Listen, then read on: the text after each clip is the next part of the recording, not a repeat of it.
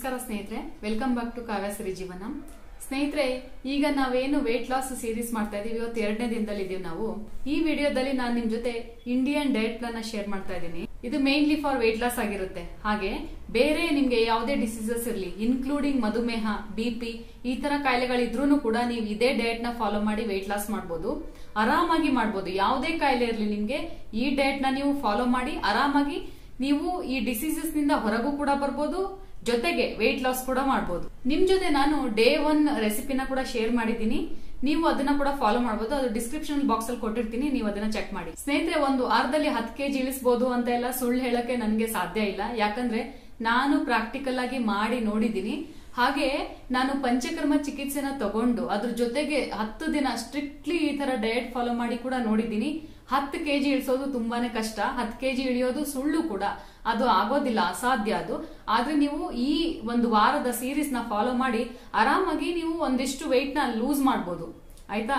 ಜೊತೆಗೆ ನೀವು ಆರೋಗ್ಯನ ವೃದ್ಧಿಸ್ಕೋಬಹುದು. ಅದನ್ನ ಮಾತ್ರ ನಾನು ಹೇಳಬಲ್ಲೆ. ಈ ಡಯಟ್ ನ ನೀವು ಫಾಲೋ ಮಾಡಿ ತೂಕ ಇಳಿಸ್ಕೊಳ್ಳೋದ್ರ ಜೊತೆಗೆ ನಿಮ್ಮ ಆರೋಗ್ಯನ ಆರಾಮಾಗಿ ವೃದ್ಧಿಸ್ಕೋಬಹುದು. ನೀವು ಚೆಕ್ ಮಾಡಬಹುದು. ಮೊದಲನೇ ದಿನ ನಿಮ್ ತೂಕನ ಚೆಕ್ ಮಾಡ್ಕೊಳ್ಳಿ. ಹಾಗೆ ನಿಮ್ಗೆ ಇರುವಂತಹ ಕಾಯಿಲೆಗಳ ಅನುಸಾರವಾಗಿ ನೀವು ಈ ಡಯಟ್ ನ ಫಾಲೋ ಮಾಡಿ. ನಿಮ್ಮ ಮೆಡಿಸಿನ್ ಜೊತೆಗೇನೆ ಈ ಡಯಟ್ ನ ಫಾಲೋ ಮಾಡ್ತಾ ಬನ್ನಿ. ಸ್ನೇಹಿತರೆ, ಈಗ ವಿಡಿಯೋನ ತಡ ಮಾಡೋದು ಬೇಡ, ಸ್ಟಾರ್ಟ್ ಮಾಡೋಣ ಬನ್ನಿ.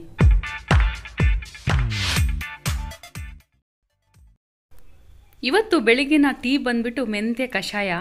ಮೆಂತೆಯಲ್ಲಿ ಸ್ನೇಹಿತರೆ ಇದನ್ನ ಏನಂತಾರೆ ಗೊತ್ತಾ, ಆಯುರ್ವೇದದಲ್ಲಿ ಇದು ಆಯುರ್ವೇದದ್ದೇ ಒಂದು ಮದ್ದು ಅಂತ ಹೇಳ್ತಾರೆ. ಆಮೇಲೆ ಇದು ಮಧುಮೇಹಿಗಳಿಗೆ ಮತ್ತು BP ಇರೋರಿಗೆ ಅತ್ಯುತ್ತಮ ಔಷಧ ಅಂತ ಹೇಳ್ತಾರೆ, ನೀವೆಲ್ಲ ಕೇಳಿರ್ಬೋದು.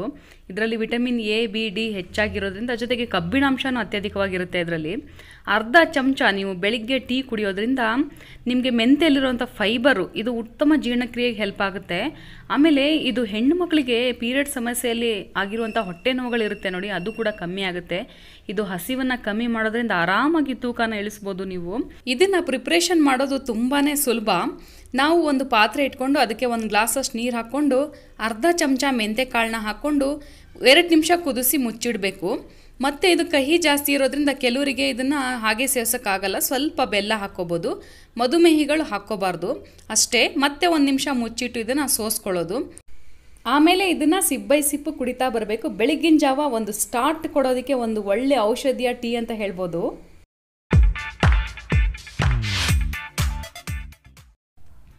ಸ್ನೇಹಿತರೆ, 2 ಅವರ್ ಆದಮೇಲೆ ನಾವು ಅಂಬ್ಲಿ ಕುಡಿಬೇಕು. ಅಂಬ್ಲಿನ ನಾವು ಹಿಂದಿನ ದಿನ ರಾತ್ರಿನೇ ಮಾಡಿಟ್ಟು ಇದನ್ನು ಕಟ್ಟಿಟ್ಟಿರ್ತೀವಿ. ಇದು ಹುಳಿ ಬರ್ಸಿರ್ತೀವಿ ನಾವು. ಬೆಳಿಗ್ಗೆ 2 ಗ್ಲಾಸ್ ನೀವು ಅಂಬ್ಲಿ ಕುಡಿದ್ಬಿಟ್ರೆ ನಿಮಗೆ ಮಧ್ಯಾಹ್ನ ತನಕ ಹೊಟ್ಟೆ ಹಸ್ವಾಗಲ್ಲ. ಇನ್ ಕೇಸ್ ನಿಮ್ಗೆ ಸ್ವಲ್ಪ ಹಸ್ವಾದ್ರೆ ನೀವು ಮಧ್ಯದಲ್ಲಿ ಒಂದು ಫ್ರೂಟ್ನ ತಿನ್ಬೋದು. ಅಂಬಲಿ ಸೇವಿಸೋದ್ರಿಂದ ಇದರಲ್ಲಿ ಗುಡ್ ಬ್ಯಾಕ್ಟೀರಿಯಾ ಡೆವಲಪ್ ಆಗಿರುತ್ತೆ. ನೀವು ಗಟ್ಟಿಗೆ ಇದನ್ನು ಚೆನ್ನಾಗಿ ಫೀಡ್ ಮಾಡ್ತಾ ಇದ್ದೀನ ಅಂತಾನೆ ಅರ್ಥ. ಇದರಲ್ಲಿ ಹೆಚ್ಚು ಫೈಬರ್ ಇರೋದ್ರಿಂದ ತೂಕ ಇಳಿಸೋಕೆ ಆರಾಮ್ ಅನಿಸುತ್ತೆ ನಿಮಗೆ. ಆರ್ಕ ಅಕ್ಕಿ ಬಂದ್ಬಿಟ್ಟು ರಕ್ತ ಶುದ್ಧಿಗೆ ತುಂಬಾ ಒಳ್ಳೆಯದು. ಇದು ಸಕ್ಕರೆ ಕಾಯಿಲೆ, ಮಲಬದ್ಧತೆ ಹಾಗೆ ನಿಮಗೆ ಉತ್ತಮ ನಿದ್ರೆನ ಚೆನ್ನಾಗಿ ಕೊಡುತ್ತೆ ಇದು. ಸ್ನೇಹಿತರೆ, ಆರ್ಕ ಹೊಟ್ಟನ್ನ ಕೂಡ ಕಷಾಯ ಮಾಡಿ ಕೊಡ್ತಾರೆ, ಅಷ್ಟು ಒಳ್ಳೆಯದು ಇದು ರಕ್ತಕ್ಕೆ. ತೂಕ ಇಳಿಸೋಕ್ಕೆ ಒಂದು ಮಾಡಿಸಿದ ರೆಸಿಪಿ ಇದು.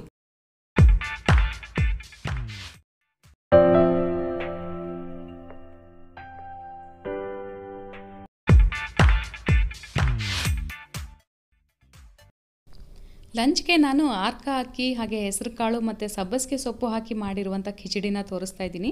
ಇದನ್ನು ಹೇಗೆ ಮಾಡೋದಂತ ನೋಡ್ಕೊಂಬರೋಣ ಬನ್ನಿ. ಈಗ ಇಲ್ಲಿ ಒಂದು ಪಾಟ್ ಇಟ್ಕೊಂಡು ಅದಕ್ಕೆ ನೀರು ಹಾಕಿ ಇಟ್ಕೊಂಡಿದ್ದೀನಿ. ನೀರು ಹಾಗೆ ಬಿಸಿ ಆಗ್ತಾ ಇದ್ದಂಗೆ ಆರ್ಕನ ನಾನು ಸ್ವಲ್ಪ ಹಾಕ್ಕೊತಾ ಇದ್ದೀನಿ. ನೀರು ಸಮೇತ ಹಾಕ್ತಾ ಇದ್ದೀನಿ.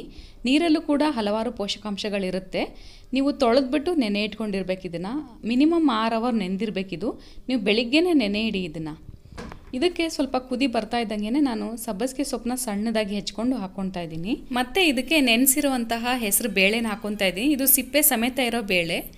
ಸ್ನೇಹಿತರೆ, ಎರಡನ್ನೂ ನೀವು ಬೆಳಿಗ್ಗೆನೇ ನೆನೆ ಇಟ್ಕೊಂಡ್ರೆ ಒಳ್ಳೆಯದು. ಆರ್ಕ ಅಕ್ಕಿ ಮತ್ತು ಬೇಳೆ ಎರಡನ್ನೂ ಬೆಳಿಗ್ಗೆ ನೆನೆ ಇಟ್ಕೊಳ್ಳಿ.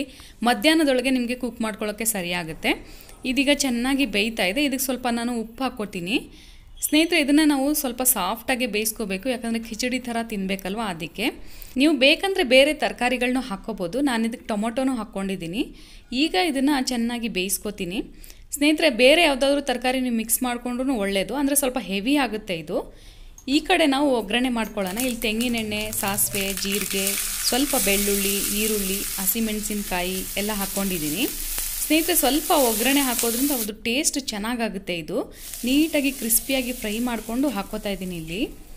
ನೆಕ್ಸ್ಟ್ ಇದನ್ನು ಕಲಿಸ್ಕೊಂಡು ಕೊತ್ತಂಬರಿ ಸೊಪ್ಪು ಹಾಗೆ ತೆಂಗಿನಕಾಯಿ ತುರಿ. ನನ್ನ ಎಲ್ಲ ರೆಸಿಪಿಲೂ ತೆಂಗಿನಕಾಯಿ ತುರಿ ಇರುತ್ತೆ. ತೆಂಗಿನಕಾಯಿ ತುಂಬ ಒಳ್ಳೆಯದು ನಮಗೆ ಆರೋಗ್ಯಕ್ಕೆ.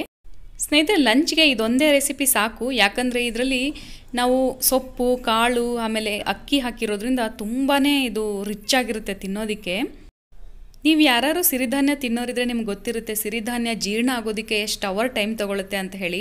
ನೀವು ಲಂಚ್ಗೆ ಇದನ್ನು ತಿಂದಮೇಲೆ ನಿಮಗೆ ಹಸುವಾಗೋದು ಸಾಯಂಕಾಲನೇ. ನೀವು ಈವ್ನಿಂಗ್ ಒಂದು ಟೀ ಕುಡಿದ್ಬಿಟ್ಟು ನೆಕ್ಸ್ಟ್ ನೀವು ಡಿನ್ನರ್ಗೆ ತುಂಬ ಲೈಟಾಗಿ ತೊಗೋಬೇಕಾಗತ್ತೆ. ಸಬ್ಸಿಗೆ ಸೊಪ್ಪಲ್ಲಿ ಸ್ನೇಹಿತರೆ ವಿಟಮಿನ್ ಸಿ ಮತ್ತು ಎ ಇರುತ್ತೆ. ಹಾಗೆ ಕ್ಯಾಲ್ಶಿಯಂ ಜಾಸ್ತಿ ಇರೋದ್ರಿಂದ ಮೂಳೆಗಳ ಆರೋಗ್ಯಕ್ಕೆ ಕೂಡ ಒಳ್ಳೆಯದು.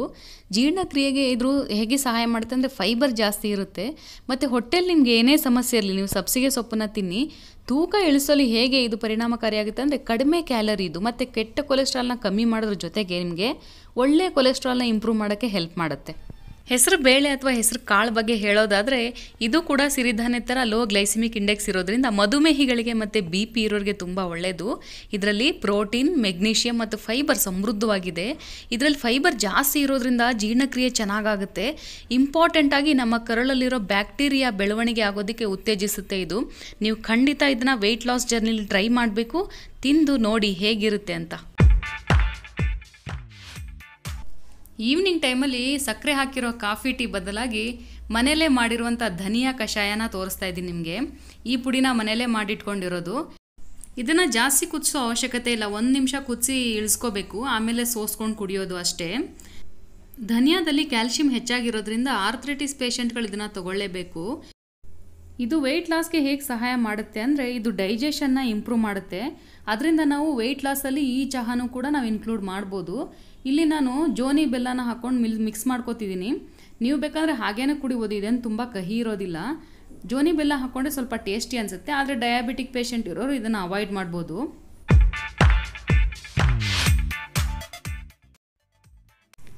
ರಾತ್ರಿ ಊಟ ಯಾವಾಗಲೂ ಲೈಟಾಗಿರಬೇಕು. ಅದಕ್ಕೆ ನಾನು ಸೂಪ್ ತೋರಿಸ್ತಾ ಇದ್ದೀನಿ ನಿಮಗೆ. ಬನ್ನಿ ಇದು ಹೇಗೆ ಮಾಡೋದಂತ ನೋಡೋಣ. ಇಲ್ಲಿ ನಾನು ಸಿಹಿ ಗುಂಬಳನ ತೊಗೊಂಡಿದ್ದೀನಿ. ಇದನ್ನು ಬೇಯಕ್ಕೆ ಇಟ್ಕೋಬೇಕು. ಬೆಂದು ಆದಮೇಲೆ ಇದನ್ನು ಚೆನ್ನಾಗಿ ನಾವು ಸ್ಮ್ಯಾಶ್ ಮಾಡ್ಕೋಬೇಕು. ನೋಡಿ ಈಗ ಬೇಯ್ತಾ ಇದೆ. ಈಗ ಇದನ್ನು ತಣಿಸ್ಕೊಂಡು ನಾನು ಸ್ಮ್ಯಾಶ್ ಮಾಡಿ ಇಟ್ಕೊಂಡಿದ್ದೀನಿ. ಇದಕ್ಕೆ ನಾವು ಸ್ವಲ್ಪ ನೀರು ಮಿಕ್ಸ್ ಮಾಡಿಕೊಂಡು ಸ್ವಲ್ಪ ಜೀರಿಗೆ ಪುಡಿ, ಆಮೇಲೆ ಕಾಳು ಮೆಣಸಿನ ಪುಡಿ, ಉಪ್ಪು, ಕೊತ್ತಂಬರಿ ಸೊಪ್ಪು ಹಾಕ್ಕೊಂಡು ಇನ್ನೊಂದು ಸ್ವಲ್ಪ ಒಂದು ಕುದಿ ಕುದಿಸ್ಕೊಂಬಂದರೆ ಆಯಿತು ಇದು. ಸ್ನೇಹಿತರೆ, ಕುಂಬಳಕಾಯಿ ಹೊಟ್ಟೆಗೆ ತುಂಬ ಒಳ್ಳೆಯದಂತ ಹೇಳ್ತಾರೆ. ಹೊಟ್ಟೆಯ ಆರೋಗ್ಯವನ್ನು ಕಾಪಾಡಲು ಇದು ಒಳ್ಳೆಯ ಉತ್ತಮವಾದ ಆಹಾರ ಅಂತ ಹೇಳ್ತಾರೆ. ಈ ಕುಂಬಳಕಾಯಿ ಸೂಪ್ನ ನಾವು ರಾತ್ರಿ ಸೇವಿಸೋದ್ರಿಂದ ಇದು ಹೊಟ್ಟೆ ತುಂಬ್ದಂಗೆ ಆಗುತ್ತೆ. ಪದೇ ಪದೇ ನಮಗೆ ಊಟ ತಿನ್ನಬೇಕಂತ ಅನಿಸಲ್ಲ. ಅದಕ್ಕೆ ಇದನ್ನು ನಾವು ರಾತ್ರಿ ಟೈಮ್ ತೊಗೋಬೇಕು. ಡಿನ್ನರ್ ಮಾತ್ರ ಆದಷ್ಟು ಬೇಗ ನೀವು ತಯಾರು ಮಾಡಬೇಕು. ಸ್ನೇಹಿತರೆ, ಈ ಸೀರೀಸ್ ನಿಮಗೆ ಹೇಗೆ ಅನಿಸ್ತು ಅಂತ ನಿಮ್ಮ ಅಭಿಪ್ರಾಯನ ಕಮೆಂಟ್ ಮಾಡಿ ಹೇಳಿ. ವಿಡಿಯೋ ಇಷ್ಟ ಆಗಿದ್ರೆ ಒಂದು ಲೈಕ್ ಮಾಡಿ, ಹಾಗೆ ಸಬ್ಸ್ಕ್ರೈಬ್ ಮಾಡ್ಕೊಳ್ಳಿ. ಧನ್ಯವಾದಗಳು.